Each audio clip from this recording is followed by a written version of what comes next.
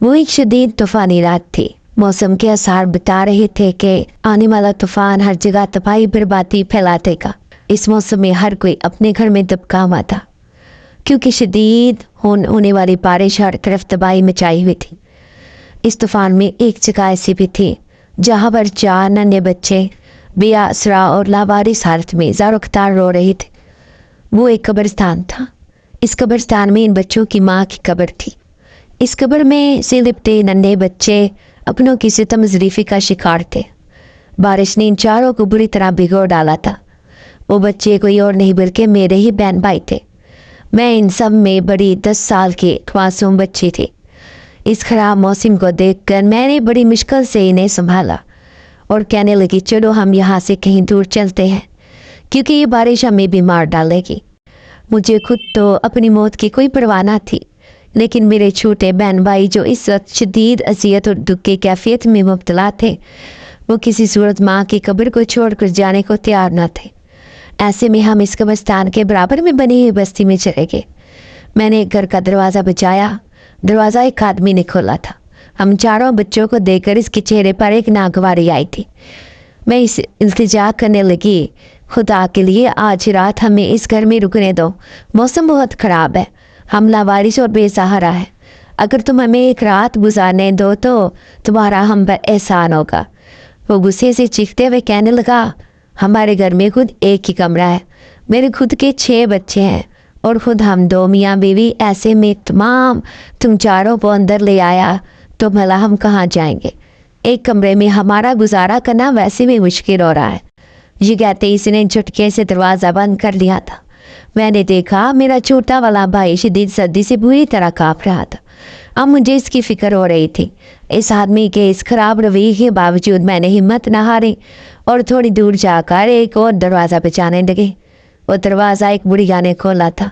बुढ़िया के चेहरे पर लाचारी और बेबसी थी।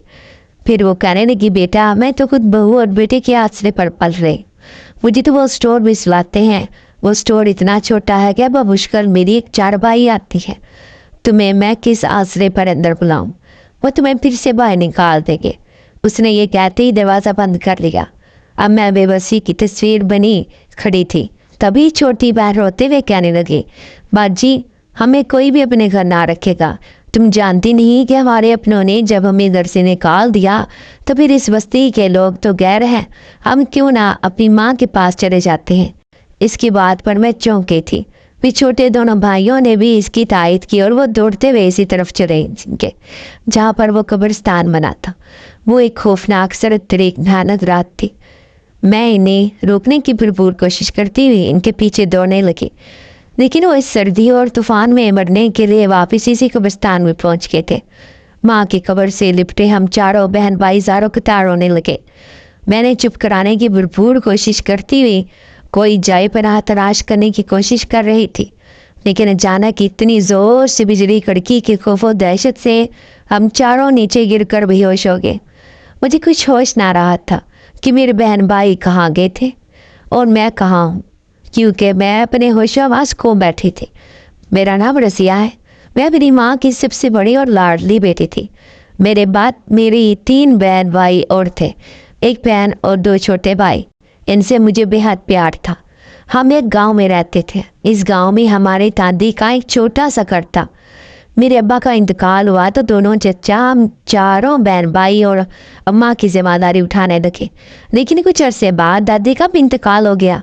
जब से दादी का इंतकाल हुआ था तब से ही चचा और इनकी बीवियों का रवैया हमारे साथ बहुत बदल गया था। वो बात पे बात अम्मा को ज़लील करते और कहते कि तुम्हारा शौहर जो भी ज़मीनें और जायदाद छोड़कर मरा है वो सब तुम हमारे नाम कर दो, क्योंकि हमने इतने सालों से तुम्हारी जिम्मेदारी उठाई हुई है। लेकिन अम्मा इनकी बात किसी तौर पर भी मानने को तैयार ना थी। वो बार बार यही कहती कि ये सब मेरे बच्चों का है, جب یہ جوان ہو جائیں گی تو وہ ساری جائیداد اور مکان جو میرا شوہر چھوڑ کر گیا ہے وہ سب ان کا حق ہے۔ کیوں چچا اور اس کی بیویاں اماں کی شدید دشمن بن چکی تھی۔ میری عمر اس وقت 10 سال تھی۔ ایسے میں وقت سے پہلے سمجھدار ہو گئی تھی۔ میں لوگوں کے رویے اچھی طرح سمجھنے لگی تھی، لیکن چھوٹے بہن بھائیوں کے اندر بہت معصومیت تھی۔ اماں انہیں دیکھ دیکھ کر دن رات روتی تھی، کیونکہ ان کے ننھے وجود سے باپ کا سایہ تو پہلے ہی سر سے اٹھ گیا تھا۔ اب اماں کے اوپر جو ظلم و ستم ہو رہا تھا، اسے سننے والا بھلا کون تھا؟ وہ گھر کے اندر ہی چچا اور چچی کے ظلم کا شکار ہو رہی تھی۔ چچا نے ان سے بلا وجہ کی دشمنی پال دی تھی، صرف اور صرف دولت کی خاطر۔ وہ کسی طرح بھی کر کے ماں کا انگوٹھا ان کاغذات پر لگوانا چاہتے تھے، جو کہ مکان اور زمینوں کے کاغذات تھے۔ میں نے دیکھا ایک دن دونوں چچا اور ان کی بیویاں زبردستی ماں کے کمرے میں آئی۔ وہ گہری نیند سو رہی تھی۔ تینوں ہم سارے بہن بھائی بھی گہری نیند میں تھے، لیکن ہلکے سی شور سے میری آنکھ کھلی تو میں نے دیکھا دونوں چاچیوں نے اماں کو بازو سے پکڑا ہوا تھا اور زبردستی ان کے ہاتھ کا انگوٹھا کسی کاغذ پر لگوانے کی کوشش کر رہی تھی۔ اچانک ہی میں اٹھ کر بیٹھی، اماں کی یہ حالت دیکھ کر مجھ سے رہا نہ گیا اور میں زور زور سے چیخنے لگی۔ میری چیخنے پر وہ سارے دہشت زدہ سے ہو گئے کہ کہیں محلے پڑوس والوں کو اس بات کی خبر نہ ہو جائے۔ یہ دیکھ کر وہ چاروں کے چاروں کمرے سے چلے گئے تھے۔ آج اتنا صبح میں نے ناکام بنا دیا تھا۔ اماں نے مجھے سینے سے لگایا اور زاروں قطار رونے لگی۔ وہ شوہر کے بڑھنے کے بعد بیچاری بہت نڈھال اور بیمار رہنے لگی تھی۔ آہستہ آہستہ ان کا جسم کمزور پڑنے لگا اور ایسے لگتا ہے جیسے اماں جلد مر جائے گی۔ یہ سوچ کر میرا دل دہل جاتا ہے، کیونکہ ہم چاروں بہن بھائیوں نے ابھی ان کی بہت ضرورت تھی۔ اماں جب یہ کہتی کہ رضیہ تجھے اپنی زمین اور مکان کے کاغذات سنبھال کر رکھنے ہیں، کسی صورت بھی یہ کاغذات ان کے حوالے نہیں کرنے چاہیے، تو میں معصوم صورت لیے ان کے سامنے رونے لگ جاتی۔ ابھی مجھے ان ساری باتوں کی سمجھ نہ تھی۔ میں ہر صورت میں اماں کو ٹھیک کرنا چاہتی تھی۔ میں بار بار چاچیوں سے کہتی کہ میری اماں کو کسی ڈاکٹر کے پاس لے کر جاؤ تاکہ ان کی حالت ٹھیک ہو جائے، لیکن انہیں اس بات کی خوشی تھی کہ اب اماں بیمار ہو کر جلد مرنے والی تھی۔ اس لیے وہ تنگ آ کر کہتی کہ جاؤ یہاں سے، پہلے ہی ہم تمہاری ذمہ داری اٹھا کر بہت بڑا نقصان کر دیا۔ اس سے تو بہتر تھا کہ ہم تم سے پہلے ہی جان چھڑوا لیتے، تو آج کم سے کم اس پریشانی کا سامنا نہ کرنا پڑتا۔ یوں صرف 2 مہینے کے اندر اماں اس قدر بیمار ہوئی کہ انہوں نے ہمارا ساتھ چھوڑ دیا۔ وہ دن میرے لیے قیامت کا دن ثابت ہوا تھا، جبکہ میرے ننھے بہن بھائیوں کو تو اس بات کی خبر ہی نہ تھی۔ ایک صبح میں اٹھی تو اماں مردہ حالت میں بستر پر پڑی تھی۔ ان کی موت نے مجھ پر سکتہ طاری کر دیا تھا۔ ہوش جب آیا جب چھوٹے بہن بھائی نے مجھے زور زور سے ہلایا تھا۔ وہ ننھا بچہ صرف 4 سال کا تھا اور مجھ سے کھانا مانگ رہا تھا۔ 3 دن تک تو محلے والوں نے ہمارا بہت خیال رکھا۔ چاچا اور چاچیاں بھی آتے جاتے لوگوں کے سامنے ہمارے سر پر ہاتھ رکھ کر ہمدردی کا اظہار کرتی رہیں، لیکن جیسے ہی اماں کی موت کو 10 دن گزرے، ان کا اصل چہرہ ہمارے سامنے آ گیا تھا۔ ایک دن وہ سارے زبردستی کمرے میں آئے اور مجھ سے ان کاغذات کے بارے میں پوچھنے لگے، جس کے بارے میں اماں نے تاکید کی تھی کہ میں نے انہیں سنبھال کر رکھنا ہے۔ میں کچھ دیر تک تو انہیں کچھ بتا نہ پائی، لیکن جب وہ مجھ پر تشدد کرنے لگے اور میری ناک سے اور سر سے خون بہنے لگا تو میں نے اپنے درد سے مجبور ہو کر انہیں بتا دیا کہ اماں نے وہ کاغذات اپنی چھوٹی صندوق میں چھپا کر رکھے ہیں۔ ان کے چہرے پر ایک شیطانی مسکراہٹ آئی تھی۔ وہ اپنی کوشش میں کامیاب ہو چکے تھے۔ پھر دوسرے دن اس سے بھی زیادہ برا ثابت ہوا جب چچا نے ہم چاروں بہن بھائیوں کو تیار ہونے کا کہا۔ وہ ہمیں لے کر نہ جانے کہاں جا رہا تھا۔ میں کسی بت کی طرح ان کے پیچھے تھی۔ پھر وہ ہمیں اپنے گاؤں سے دور ایک بستی میں چھوڑ کر چلا گیا۔ ہم چاروں بے آسرا لاوارث حالت میں یہاں پھرنے لگے۔ تبھی گزرتے میری نظر ایک قبر پر پڑی تو میں وہاں چلے گئی۔ میرے ساتھ میرے چھوٹے بہن بھائی بھی تھے۔ پھر چھوٹی بہن کہنے لگی، باجی یہ دیکھو یہاں پر وہ لوگ ہوتے ہیں جو مر جاتے ہیں، ضرور ہماری اماں بھی یہاں پر ہوگی۔ میں نے اسے بہلانے کے لیے کہہ دیا، ہاں وہ دیکھو سامنے اماں کی قبر ہے، اماں اس میں رہتی ہے۔ وہ سارے دوڑتے ہوئے فوراً ہی اس قبر سے لپٹ کر رونے لگے۔ اب رات ہو گئی تھی۔ ایسے میں شدید طوفان نے مجھے اتنا پریشان کیا کہ میں بستی والوں سے مدد مانگنے پر مجبور ہو گئی، لیکن اس بستی کے لوگ بہت بے رحم تھے۔ اس طوفانی رات میں بھی انہوں نے ہماری مدد نہ کی، ہمیں رہنے کے لیے وہ ٹھکانہ ہی نہ دے سکے تھے۔ پھر دوبارہ قبرستان میں آ کر ہم خوف دہشت سے بے ہوش ہو چکے تھے۔ ہوش آیا تو میں حیران رہ گئی۔ میں کسی کمرے میں لیٹی ہوئی تھی۔ مجھے یہاں پر کون لے کر آیا ہے؟ دہشت زدہ سی ہو کر میں اٹھ بیٹھی۔ سب سے پہلے میرے دماغ میں میرے بہن بھائیوں کا خیال آیا تھا۔ میں پاگلوں کی طرح اس کمرے سے نکلی، چیختی ہوئی باہر کی طرف بھاگنے لگی۔ اچانک ہی کسی نے مجھے روکا تھا۔ میں اسے دیکھ کر ڈر گئی۔ وہ ایک خوفناک شکل والا آدمی تھا۔ مجھے دیکھتے ہوئے کہنے لگا، آپ کیا ہوا لڑکی، تم کسے ڈھونڈ رہی ہو؟ میں روتے ہوئے کہنے لگی، میرے چھوٹے بہن بھائی جو میرے ساتھ تھے، کیا تم مجھے یہاں لے کر آئے ہو؟ تو وہ کہاں ہیں؟ وہ کہنے لگا، فکر مت کرو، وہ بچے بھی یہیں پر موجود ہیں، وہ دیکھو سامنے لیٹے ہوئے ہیں۔ وہ ایک بڑے سے پلنگ پر آڑے ترچے ہو کر سو رہے تھے۔ میری جان میں جان آئی۔ وہ خوفناک شکل والا آدمی تو بہت مہربان لگ رہا تھا۔ میں نے اس کا شکریہ ادا کیا جس نے میرے ساتھ ساتھ ان کی بھی جان بچا دی تھی۔ میں نے دیکھا شام ہو رہی تھی، یہ گھر ٹوٹا پھوٹا اور کھنڈر نما لگ رہا تھا۔ میں اس آدمی سے کچھ پوچھنا چاہتی تھی لیکن مجھے ہمت نہ ہوئی تھی۔ اسی اثنا میں چھوٹے بہن بھائی بھی نیند سے اٹھ گئے تھے۔ اب وہ کھانا مانگ رہے تھے۔ ان کی فریاد اس آدمی نے سن لی تھی۔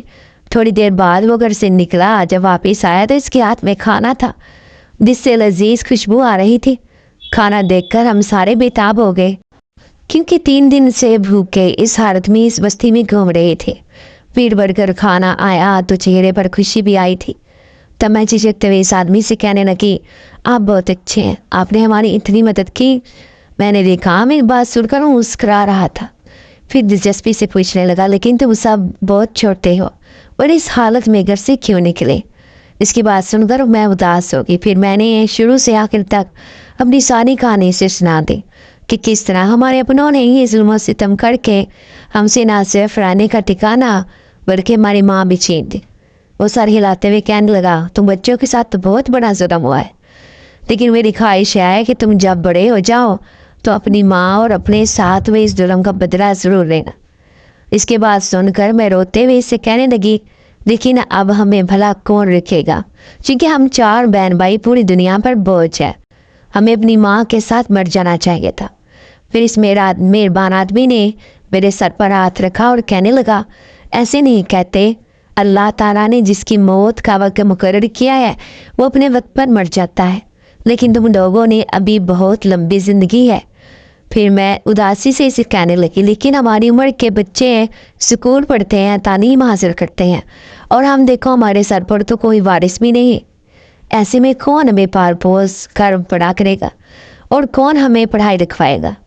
تم نہیں جانتے اس دنیا کے لوگ بہت ظالم ہیں، سوائے تمہارے جیسے اچھے انسان کے ابھی تک ہمیں کوئی دوسرا اچھا انسان نہیں ملا تھا۔ لوگ تو ہمیں کھانا بھی دینے کو تیار نہیں ہوں گے۔ اب وہ آدمی کچھ سوچ رہا تھا، پھر اداسی سے کہنے لگا، کچھ عرصے پہلے میں نے بھی اپنے 2 بچوں کو کھویا ہے، اس لیے آج سے تم میرے بچے ہو۔ تمہاری خاطر میں تمہاری ساری زندگی جینے کو تیار ہوں۔ میں بہت اچھے سے تمہیں پالوں گا اور تم سب پڑھ لکھ کر اچھی اور نیک انسان بننا۔ اس کے بعد پہ مجھے خوشی ہوئی تھی۔ پھر میں حیرت سے کہنے لگی، کیا تم ایک دولت مند آدمی ہو؟ پھر میرے سوال پر وہ زور زور سے ہنسا تھا۔ اس کے اس طرح ہنسنے پر میں بری طرح ڈر گئی کیونکہ ایسے لگ رہا تھا جیسے گھر کی دیواریں مجھ پر آ گریں گی۔ پورا گھر لرز کر رہ گیا تھا۔ اس کا کہکا بہت خوفناک تھا۔ پھر وہ رازداری سے کہنے لگا، میرے پاس بہت خزانہ ہے، اتنا کہ تم سارے بہن بھائی سے اپنی پوری زندگی بدل سکتے ہو۔ اب مجھے بہت خوشی ہو رہی تھی۔ پھر میں اسے کہنے لگی، لیکن یہ ایک ویران بستی ہے، ہمیں کسی شہر میں جا کر رہنا ہوگا، کیوں نہ تم ہمارے ساتھ شہر چلو؟ آج سے ہم سب تمہیں بابا کہیں گے کیونکہ تم نے ہماری ذمہ داری لینے کا وعدہ کیا ہے۔ اس نے بڑے پیار سے میرے سر پر ہاتھ رکھ دیا تھا۔ اب ہم خوشی خوشی اس مہربان آدمی کے ساتھ شہر جا رہے تھے۔ میں نے دیکھا اس نے ایک تھیلا تھام رکھا تھا۔ میں جاننا چاہتی تھی کہ آخر اس تھیلی میں کیا ہے۔ تمہیں میں نے پرتجسس لہجے میں اس سے سوال کیا کہ اس میں کیا ہے، تو اچانک اس نے تھیلا کھول کر مجھے دکھایا تو حیرت سے میری آنکھیں پھٹ پڑی۔ اس میں زیورات اور ہیرے موتی موجود تھے۔ تو کیا یہ عجیب سا دکھنے والا شخص اس قدر دولت مند ہے؟ اور مجھے تسلی ہو گئی تھی ہم سارے بہن بھائیوں کی ذمہ داری بہت اچھے سے اٹھا سکتا تھا۔ پھر ہم نے اشارہ کی کہ علاقے میں گھر لے لیا۔ وہ گھر اتنا بڑا اور خوبصورت تھا کہ ہم سارے بہن بھائی اس میں رہنے لگے۔ لیکن ایک دن اس نے مجھ سے وعدہ لیا کہ میں اس کا ذکر کسی کے سامنے نہیں کروں گی، اور ایسے اپنے بہن بھائیوں کو بھی سمجھا دوں گی کہ مجھے اس مہربان آدمی کے بارے میں کسی کو بھی نہیں بتانا ہے، اور نہ ہی کبھی اپنی کسی دوست یا محلے پڑوس کی عورت کو اس گھر میں لے کر آنا ہوگا۔ یوں ہم اس گھر میں رہ کر ایک پوری طرح زندگی گزار رہے تھے۔ ہم اسکول سے سیدھے گھر آتے اور گھر آنے کے بعد یہاں سے باہر جاتے ہی نہ تھے۔ میں چونکہ سب سے بڑی تھی، اسی لیے اپنے چھوٹے بہن بھائیوں کو میں خود ہی پڑھا لیا کرتی تھی۔ ہم سب ایک کمرے میں سوتے تھے، جبکہ وہ مہربان آدمی دوسرے کمرے میں سویا کرتا تھا۔ ایک دن میں رات کو دیر تک پڑھائی کر رہی تھی جب میں نے گھر میں ہونے والی عجیب و غریب سی ہلچل محسوس کی۔ میں اٹھ کر دوسرے کمرے میں آئی تو حیران رہ گئی۔ اس کمرے میں بہت سے لوگ موجود تھے جو اس مہربان آدمی کو اپنے ساتھ لے کر جانا چاہتے تھے۔ ان سب کے چہرے دیکھ کر میں خوف سے چیخیں مارنے لگی، کیونکہ ہیبت ناک کی اور خوفناک چہرہ دیے وہ میری سمت پلٹے۔ میں فوراً ہی دوسرے کمرے میں چلی گئی، لیکن دوسرے دن میں اس سے پوچھے بنا نہ رہ سکی کہ رات کو آنے والے وہ اتنے سارے لوگ کون تھے۔ وہ پوری اسرار لہجے میں کہنے لگا، ابھی یہ سب باتیں سوچنے کا وقت نہیں ہے، جب تم بڑی ہو جاؤ گی تو میں سب کچھ بتا دوں گا، لیکن تم فکر مت کرو، جب تم سارے بہن بھائی بڑے نہیں ہو جاتے میں تمہارے ساتھ ہی رہوں گا۔ اس کے بعد نے مجھے مطمئن کر دیا تھا۔ اب ہر رات ہمارے گھر میں عجیب و غریب سا شور ہوتا تھا۔ جب بھی بہن بھائی پوچھتے کہ یہ شور کیسا ہے تو میں انہیں دوسرے کمرے میں جانے ہی نہ دیتی تھی۔ یہ ایک راز تھا جو میں بھی جاننا چاہتی تھی، لیکن اس مہربان آدمی نے کہا تھا کہ وہ بڑے ہونے کے بعد مجھے سب بتا دے گا۔ محلے کے لوگ ہمیشہ بڑی نظروں سے دیکھا کرتے تھے، کیونکہ اس آدمی کے منع کرنے کی وجہ سے میں نے آج تک کوئی دوست نہ بنائی تھی۔ اسکول میں سب سے دور دور رہا کرتی، حتیٰ کہ ٹیچر بھی مجھ سے پوچھتی کہ تم اپنی چچا کے پاس رہتی ہو یا پھر ماموں کے پاس، لیکن میں انہیں کیا بتاتی کہ ایک ایسا اجنبی شخص ہمیں سالوں سے پال رہا ہے جس سے ہمارا کوئی رشتہ نہیں ہے۔ یوں میں کسی نہ کس طرح بہانہ بنا کر انہیں ٹال دیا کرتی تھی۔ یوں وقت اتنی تیزی سے گزرا کہ پتہ ہی نہ چلا۔ اب میں 10 سال گزرنے کے بعد جوان ہو چکی تھی۔ وہ مہربان آدمی ویسے کا ویسا ہی تھا۔ میں دیکھتی تھی کہ اس محلے کے لوگ ہمارے بارے میں عجیب و غریب باتیں کرتے ہیں، کیونکہ نہ ہم کسی کے گھر آتے جاتے تھے اور نہ ہی کسی کا آنا جانا پسند کرتے۔ حتیٰ کہ محلے سے کسی کے گھر سے دعوت آتی تب بھی ہم کہیں بھی آتے جاتے نہ تھے۔ پھر ایک رات میں نے دیکھا اس نے مجھے اپنے پاس بلایا تھا، پھر میرے سر پر ہاتھ رکھتے ہوئے کہنے لگا، تم بہت اچھی اور پیارے لڑکی ہو، اب میرا واپسی کا وقت ہو گیا ہے، اس لیے میں ہمیشہ کے لیے تم سب کو چھوڑ کر جا رہا ہوں، لیکن یہ گھر تم لوگوں کا ہے، اسی لیے تم ہمیشہ اس میں رہو گے۔ میرے جانے کے بعد تم نے اپنے سارے بہن بھائیوں کی ذمہ داری اچھے سے پوری کرنی ہے۔ یہ بات سن کر میں بری طرح رونے لگی۔ میں اس سے بہت محبت کرتی تھی، نہیں چاہتی تھی کہ وہ ہمیں چھوڑ کر جائے۔ مجھے روتا ہوا دیکھ کر کہنے لگا، میرے پاس ایک خاص راز ہے، وہ راز میں تمہیں بتانا چاہتی ہوں، لیکن آج نہیں، جب چاند کی 14ویں شب ہوگی تم یہاں سے دور گہرے جنگل میں آ جانا، وہاں میں تمہارا انتظار کروں گا، کیونکہ آج کے بعد شاید میں واپس اس گھر میں نہ آ سکوں، لیکن مجھے تمہاری فکر رہے گی۔ جب بھی کبھی تمہیں پریشانی یا تکلیف ہوگی تو مجھے پتہ چل جائے گا اور میں خبر گیری کے لیے تمہارے پاس آ جاؤں گا۔ اب وہ ہم سب سے دور جا رہا تھا۔ میرے ساتھ ساتھ چھوٹے بہن بھائی بھی دور ہو رہے تھے۔ پہلی بار میں اپنی ماں کے مرنے کے پر اس طرح روئی تھی، اور اب اس مہربان آدمی کے جانے پر میں تڑپ تڑپ کر رونے لگی۔ جس راز کا وہ مجھے بتانے کا کہہ رہا تھا، اس راز کو میں جاننے کے لیے بے چین تھی اور اس سے ملنے کے لیے بھی، لیکن ابھی چاند کی 14ویں شب کو پورے 12 دن باقی تھے۔ ایسے لگ رہا تھا جیسے ایک بار پھر سے میرے سر سے ماں باپ کا سایہ دور ہو گیا۔ بھلے ہی میں جوانی کی دہلیز پر قدم رکھ چکی تھی، لیکن پھر بھی میرے اندر اتنی ہمت نہ تھی کہ میں اکیلی اپنے چھوٹے بہن بھائیوں کا خیال رکھ سکتی۔ وہ مہربان آدمی ہم سب کے لیے بہت سی دولت چھوڑ کر گیا تھا۔ ہم ابھی بھی چپ چاپ اپنے اس چھوٹے سے گھر میں رہ رہے تھے۔ دنیا والوں سے دور ہم نے اپنی ایک الگ دنیا بسا رکھی تھی۔ میٹرک کرنے کے بعد میں اب کالج کی تعلیم حاصل کر رہی تھی، لیکن اس آدمی کے جانے کے بعد میں نے پڑھنا چھوڑ دیا تھا اور گھر کی ذمہ داری اٹھانی شروع کر دی تھی۔ پھر میں نے سنا کہ ہمارے محلے میں ایک بہت امیر اور پیسے والے لوگ آ کر بسے ہیں۔ انہوں نے اس گلی کی سب سے خوبصورت اور مہنگی کوٹھی خرید کر اس میں رہائش اختیار کی ہے۔ एक दिन मैं छत पर कपड़े सुखाने गई, तभी मेरी नज़र सामने पड़ी थी। सामने एक मोटी और बड़ी उम्र की औरत खड़ी थी, लेकिन जैसे ही मैंने इसे गौर से देखा तो अचानक मेरे जहन में झमाका हुआ। माजी की बहुत सी यादें मेरे जहन में ताज़ा हो गई थी। जी कोई और नहीं बल्कि वही मेरी जालम चाची थी, जिसने हम सारे बहन भाइयों से जीने का हक भी छीन लिया था। अब मैं नफरत से इसे देखे जा रही थी। फिर धीरे धीरे खोज लगाने के बाद मुझे मालूम हुआ कि इस मोहल्ले में भी वो अमीर लोग कोई और नहीं बल्कि मेरे दोनों चाचा और चाचियाँ और इनके बच्चे थे, जो हमारी ही तरह अब जवान हो चुके थे। फिर एक दिन चाची एक दामा लेकर हमारे घर आई थी। मैंने इसके आने पर नागवारे का इजहार किया था। वो मुझे अपने सामने देखकर पहचान ही ना सकी कि मैं कौन हूँ, क्योंकि 10 साल बाद मैं बिल्कुल बदल चुकी थी। वो मेरी परछाई को भी ना पहचान पाई थी, लेकिन मेरी नफरत में कई गुना इजाफा हो चुका था। अचानक इस मेहरबान आदमी की बात मेरे सहन में गूंजी, जब उसने कहा था कि तुमने अपनी माँ की मौत का बदला और अपने होने वाले जुल्म का बदला ज़रूर लेना है। अब वक्त आ गया था कि मैं अपने गुजरे माह साल का इन सब जालिम लोगों से हिसाब ले सकूं। यूँ तो मैं किसी के घर आती जाती ना थी, लेकिन इस दावत में मैं तैयार होकर और बन सवर कर पहुँच गई थी। मैंने छोटे बहन भाइयों को घर पर रुकने का कहा। मैं नहीं चाहती थी कि वो अपनी कम उम्री के बाइस कोई राज वहाँ पर जाकर खोल दे। मेरे चचा सामने ही खड़े थे।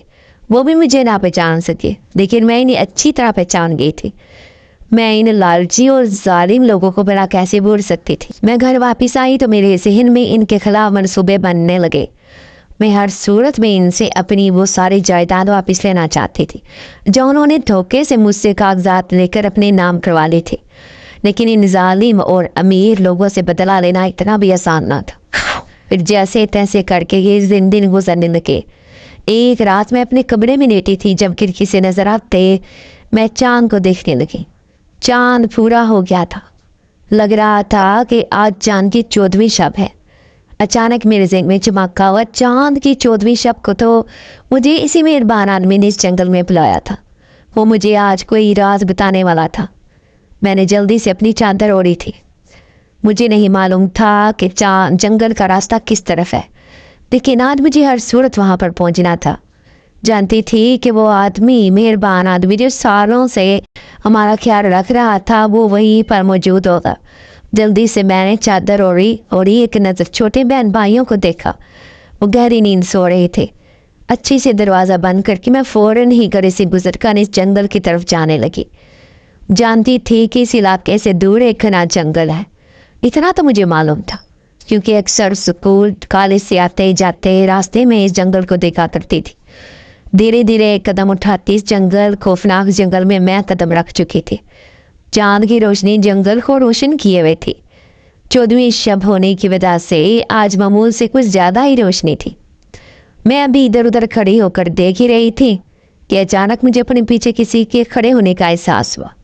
मैं पीछे पलटी थी, लेकिन वहाँ पर तो कोई मौजूद ही ना था। लेकिन ऐसे लगता जैसे यहाँ पर कोई मेरे साथ साथ चढ़ रहा है।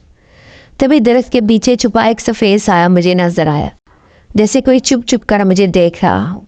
मैं थोड़ी घबरा गई, कहीं इस जगह पर कोई हवाई चीज़ का असर तो नहीं है, और अगर ऐसा होता तो वो मेहरबान आदमी भला मुझे ऐसे खतरनाक चीज जगह पर बुलाता ही क्यों। मैं अपने आप को मजबूत करने लगी। तभी दरख्त के पीछे से निकलकर कोई सामने को हुआ था। बस वो एक सफ़ेद रोशनी थी जिसकी चमक इस कदर ज़्यादा थी कि वो ज़्यादा देर तक इस पर ना निगाह टिका कर खड़ी ना रह सकी। मैं हैरान थी कि आखिर ये क्या हो रहा है। तभी कई कदमों के चलने की आवाज़ मुझे इस जंगल में सुनाई देने लगी। ऐसे लग रहा था जैसे बहुत से लोग साथ मिलकर चल रहे हों। अब मैं खौफज़दा से पलट कर वापस जाने का सोच ही रही थी जब मुझे किसी की आवाज़ सुनाई दी। कि आवाज़ तो मैं अच्छी तरह पहचान सकती थी। जैसे ही पलट कर देखा, दरख्त के पीछे से निकल कर कोई और नहीं बल्कि वही मेहरबान आदमी मेरे सामने खड़ा था। इसे देखकर मैं बेइंतहा खुश हुई थी, लेकिन फिर खौफज़दा से लहजे में कहने लगी कि तुमने मुझे खौफनाक जगह में क्यों बुलवाया है। अभी थोड़ी देर पहले मुझे बहुत डर लग रहा था। यहाँ पर अजीब अजीब सी चीज़ें दिखाई दे रही थी। तो वो पूरी सरार अंदाज में मुस्कुरा दिया। پھر کہنے لگا فکر مت کرو، میرے ہوتے ہوئے تو میں تمہیں کوئی تکلیف نہیں پہنچا سکتا۔ آخر کو میں نے تم سارے بہن بھائیوں کی ذمہ داری اٹھائی تھی کیونکہ تمہیں ایک یتیم اور لاوارث بچی تھی۔ پھر میں حیرت سے چاروں طرف دیکھتے ہوئے کہنے لگی کیا تم اس جنگل میں رہتے ہو؟ اس خوفناک جگہ پر رہتے ہوئے تمہیں ڈر نہیں لگتا؟ جب وہ میری بات سن کر مسکرا دیا، پھر کہنے لگا نہیں، میں اس جگہ پر بہت آرام سے رہ رہا ہوں، میرے علاوہ بھی کئی لوگ یہاں رہتے ہیں۔ وہ الگ بات ہے کہ وہ کسی کو دکھائی نہیں دیتے۔ مجھے اس کی کوئی بات سمجھ نہ آ رہی تھی۔ پھر وہ 2 قدم چل کر میرے قریب ہوا اور کہنے لگا مجھ سے وعدہ کرو کہ میری حقیقت جان لینے کے بعد تم یوں ہی میری عزت و احترام کرتی رہو گی۔ جب کبھی میں تمہارے سامنے آؤں گا تو مجھ سے ڈرو گی نہیں۔ میں حیران تھی کہ وہ ایسا کیوں کہہ رہا ہے۔ میں کہنے لگی کیسی حقیقت؟ پھر وہ کہنے لگا آج ایک ایسا راز میں تمہیں بتانے لگا ہوں جسے سن کر تم حیرت کے 2 4 ہو جاؤ گی۔ کبھی مجھ پر غصہ بھی آئے گا، مجھ سے ڈر بھی لگے گا، لیکن مجھ سے نفرت نہ کر سکو گی، اتنا مجھے یقین ہے۔ اب میں بہت غور سے اس کی باتیں سن رہی تھی۔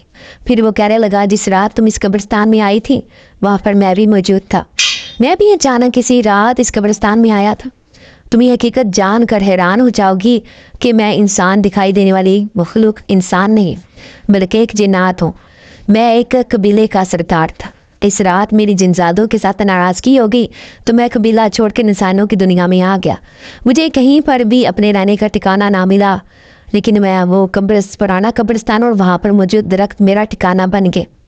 میں سونے لگا کہ یہاں پر رہ کر میں اب قبیلے میں واپس نہ جاؤں گا۔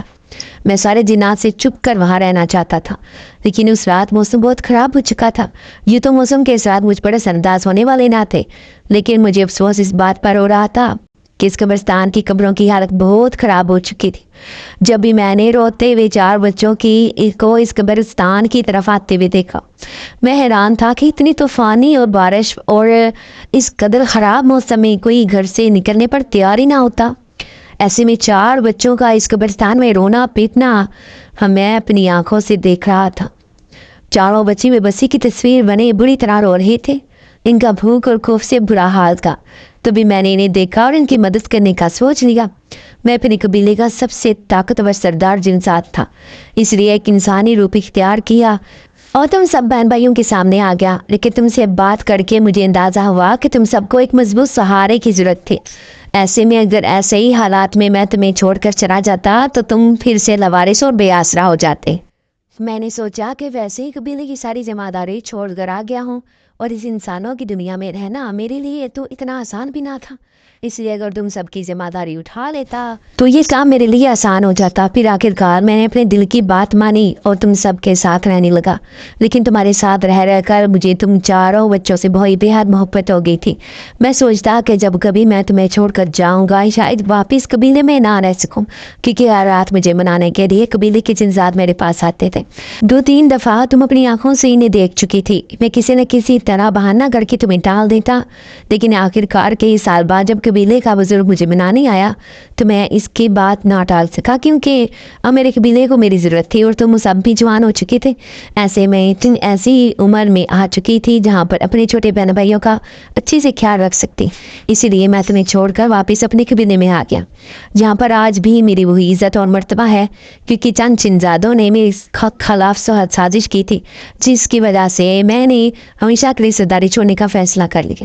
لیکن جب انہوں نے مجھ سے معافی مانگی تو میں نے انہیں معاف کر دیا۔ لیکن آج میں نے تمہیں اپنے پاس سچائی بتانے کے لیے بلایا تھا اور اس بات کا یقین دلانے کی کوشش کرنے کے لیے کہ جب بھی تم کسی پریشانی یا کسی مصیبت میں مبتلا ہوگی میں تمہاری مدد کے لیے فوراً آ جاؤں گا۔ اور آج ایک اور راز میں تمہیں بتانے والا ہوں جسے سن کر تمہارے پیروں تلے سے زمین نکل جائے گی۔ وہ راز تمہاری ماں کے بارے میں۔ ہمارے کمینے میں رہنے والے ایک عامل نے جب مجھے بتایا کہ ایک جنسات کو کسی انسان عامل نے اپنے قبضے میں کر لیا ہے اور وہ اس کے ذریعے غلط کام بھی کرواتا ہے، تب مجھے معلوم ہوا کہ تمہارے دونوں چچا نے اس جنسات کے ذریعے تمہاری ماں کو بد بیمار کروایا تھا۔ تمہاری دونوں چاچیاں تمہاری ماں کو تھوڑا تھوڑا زہر ملا کر کھانے میں دے رہی تھی، جس کی وجہ سے وہ جلدی موت کا شکار ہوگی۔ ایسے میں تمہیں ان ظالم لوگوں سے ضرور حساب لینا چاہیے۔ میں تمہارے ساتھ ہوں، میں ایک سرکار ہوں، इसी लिए अपने जिन्नात के साथ कोई ज्यादती नहीं होने देता। लेकिन जब मैंने ये दुख भरी कहानी सुनी तो मुझे बहुत अफसोस हुआ। तुम्हें भी अपनी माँ का इंसाफ ज़रूर लेना है। वो जिनजात आज भी मेरे लिए इतना ही मेहरबान था, इसकी जान कर भी मैं इससे नफरत ना कर सकी थी, बल्कि मेरे दिल में इसके लिए इज़्ज़त और मुकाम पहले से भी बढ़ गया था। अब मैं वापस घर लौट आई। मेरे सीने पर सांप लूट रहे थे। बस ना चल रहा था कि अपनी माँ के कातलों से वो सारा हिसाब मैं कैसे दूँ, कि जिस तरह मेरी माँ अज़ियत से मरी है। लेकिन इससे पहले कि मैं इस मंसूबे पर अमल करती, ना जाने कैसे दोनों चचाओं और चाचियों को मालूम हो गया कि हम चारों बहन भाई कोई और नहीं बल्कि इनके अपने भाई के बच्चे हैं, जो आज इतने ऐश और इतने बड़े घर में अपनी ज़िंदगी गुजार रहे हैं। उन्होंने मेरी आंखों में अपनी नफरत देख ली थी, जबकि मेरी शक्ल भी बिल्कुल अपनी माँ की तरह थी। तो उन्होंने मुझे फ़ौरन ही पहचान लिया।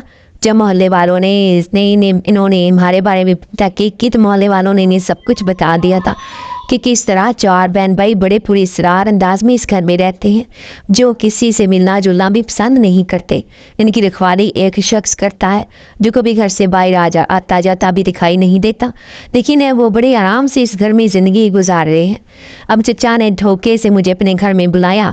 मैं अब इनसे पूछना चाहती थी कि आखिर उन्होंने मेरी माँ को क्यों मारा, और अगर जायदाद पर कब्जा करना ही था तो वो इनकी ज़िंदगी तो बख्श देते। आज मुझे अपना सारा हिसाब लेना था। लेकिन जैसे ही मैं इनके घर गई, अचानक ही किसी ने मेरे मुंह पर रुमाल रख कर मुझे बेहोश कर दिया। मैं सोच भी ना सकती थी कि वो आज भी मेरे लिए इतने ही ज़ालिम और लालची थे। उन्होंने जायदाद हाथ से जाने के खौफ से मेरी साथ ये सब किया था। जब मेरी आँख खुली तो मैं एक तहखाने में थी। जी यकीनन इसी कोठी का एक तहखाना था। यहाँ पर मेरी मौजूदगी से कोई भी खबरदार नहीं होगा। मैं फूल फूल कर रोने नहीं ना जाने उन्होंने मेरे छोटे बहन भाइयों के साथ क्या किया होगा। हालांकि वो तो अब जवान हो गए हैं, लेकिन फिर भी इनकी इतनी उम्र ना हुई थी कि वो अपना बचाव करने की कुछ खास तदबीर कर सकते। वो यहाँ मेरी मदद करने वाला कौन था? मैं आंसू बहाने लगी। अचानक कि किसी की बात मेरे जहन में आई थी कि तुम कभी भी किसी परेशानी में मुब्तला होगी तो मैं तुम्हारी मदद करने पहुँच जाऊँगा। मैं आंखें बंद करके इसी जिनजात को याद करने लगी जिसने इतने सालों तक हम सब बहन भाइयों का ख्याल रखा था। मुझे यकीन था कि वो आज भी यहाँ पर ज़रूर आएगा। ये जालिम लोग नहीं जानते थे कि मेरे साथ वो ताकतवर जिन्नात है, जो उनसे ताकत से में कहीं ज़्यादा है। तहखाने में खौफनाक अंधेरा और सन्नाटा छाया हुआ था। ऐसे में अचानक किसी के कदमों की धमक सुनाई देने लगी। तहखाने के इस खौफनाक अंधेरे में एक सफ़ेद रोशनी चमकी थी। तभी सफ़ेद लिबास पहने हुए जिन्नात मेरे सामने मौजूद थे। मैं इसे अपने सामने देख कर रोने लगी और कहा कि मैं यहाँ पर बहुत अकेली और खौफज़दा हूँ। उसने एक सफ़ेद चादर मुझे दी और कहने लगा, इसे ओढ़ लो, इसे पहनकर तुम किसी को भी दिखाई ना दोगी। जो वो बासानी मुझे तहखाने से बाहर निकाल कर ले आया था और किसी को पता भी ना चला। मैं घर आई तो पता चला कि दोनों चचाओं ने बहन भाइयों को भी एक कमरे में कैद कर दिया था। वो मुझे सामने देखकर मुझसे लिपट कर रोने लगे। लेकिन जिनजात ने हम सब बहन भाइयों को तसल्ली दी और कहने लगा, मैं यहाँ पर आ गया हूँ, इसे तुम्हें इनसे डरने की ज़रूरत नहीं। तुम्हारे ऊपर किए गए हर जुल्म का बदला मैं इनसे लेकर रहूँगा।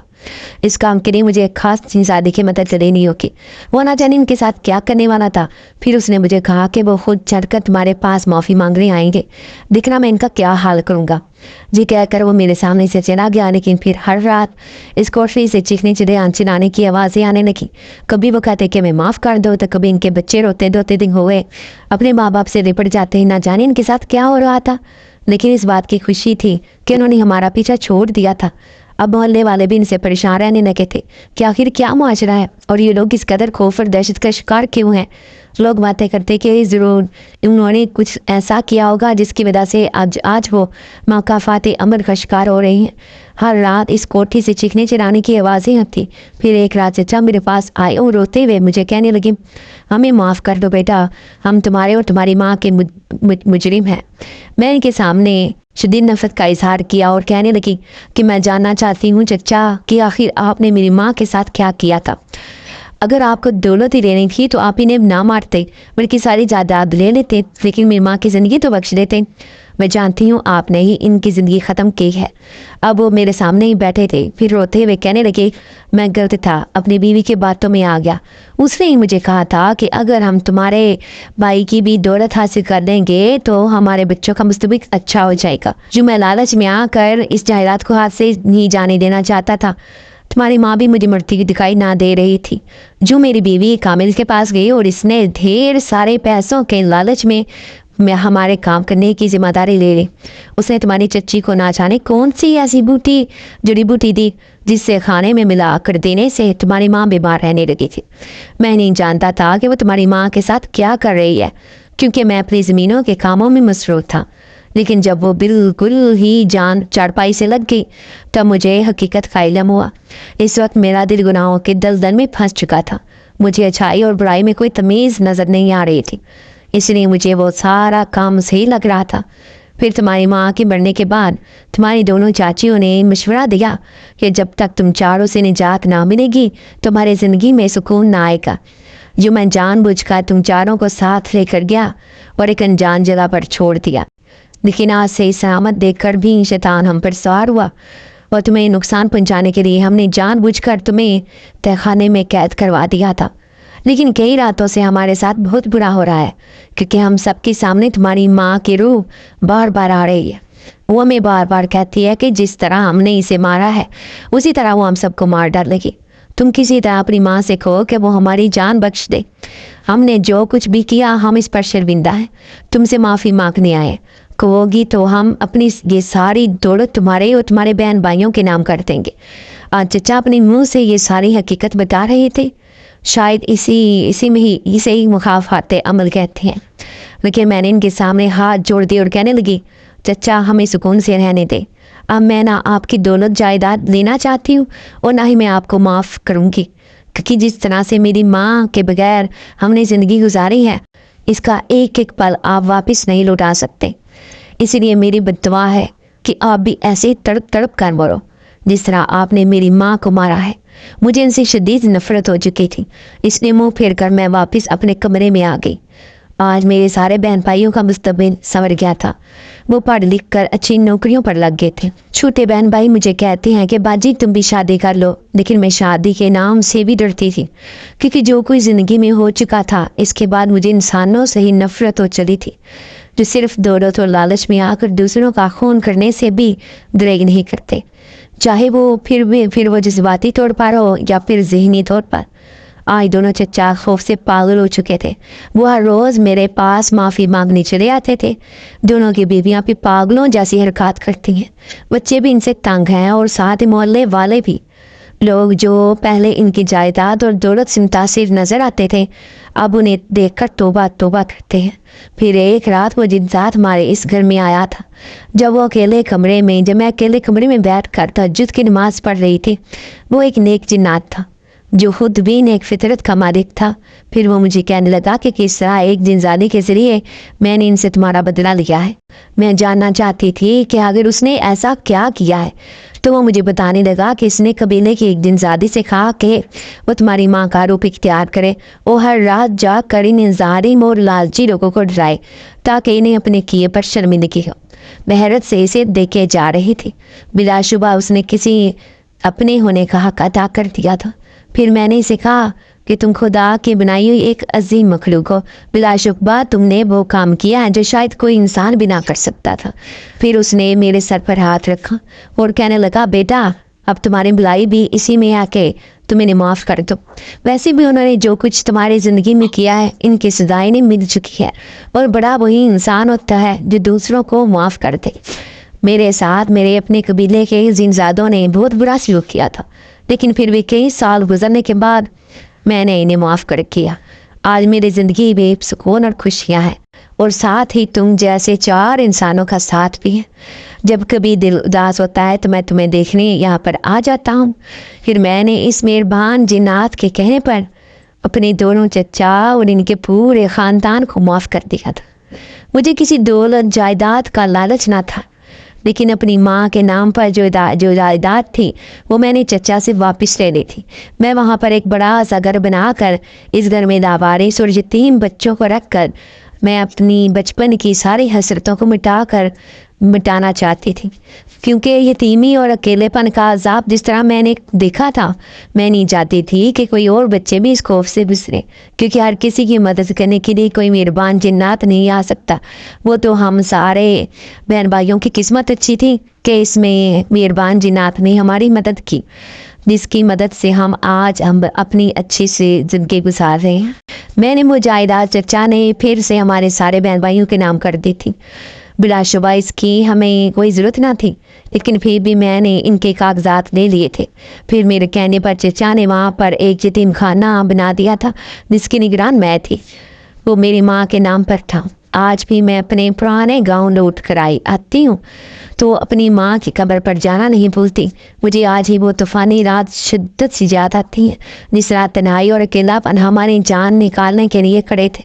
پھر اس رات کو مہربان جنزادہ کسی فرشتے کی طرح ہماری زندگی میں آیا تھا، جس نے ہمیں کبھی بھی اکیلا نہ چھوڑا۔ میں تو یہی سوچتی ہوں کہ کبھی بھی کسی کے ماں باپ بچپن میں ان کی زندگیوں سے جدا نہ، کیونکہ ماں باپ جیسی نعمت خوش قسمت لوگوں کو حاصل ہوتی ہے۔ میں اور میرے بہن بھائی وہ بدنصیب بچے تھے جن سے یہ نعمت چھیننے والے ہمارے اپنے ہی تھے۔ کیا ہوتا اگر وہ شفقت بھرا ہاتھ ہمارے سر پر رکھ دیتے تو شاید آج ہم وہ بری یادیں بھی فراموش کر دیتے، لیکن یہ یادوں کو بھلانا اتنا بھی آسان نہیں تھا۔ جب بھی تو آج میں اکیلے بیٹھ کر میرے ذہن میں وہ یادیں سوار ہو جاتی ہیں۔ ہاں تو ویورز، آپ کو آج کی کہانی کیسی لگی؟ امید کرتی ہوں بہت اچھی لگے گی، اس لیے ویڈیو کو آپ جلدی سے لائک کر دو اور آپ نے چینل کو سبسکرائب کرنا نہیں بھولنا، تاکہ میری ہر آنے والی ویڈیو آپ تک لازمی سے پہنچ سکے۔ اللہ حافظ۔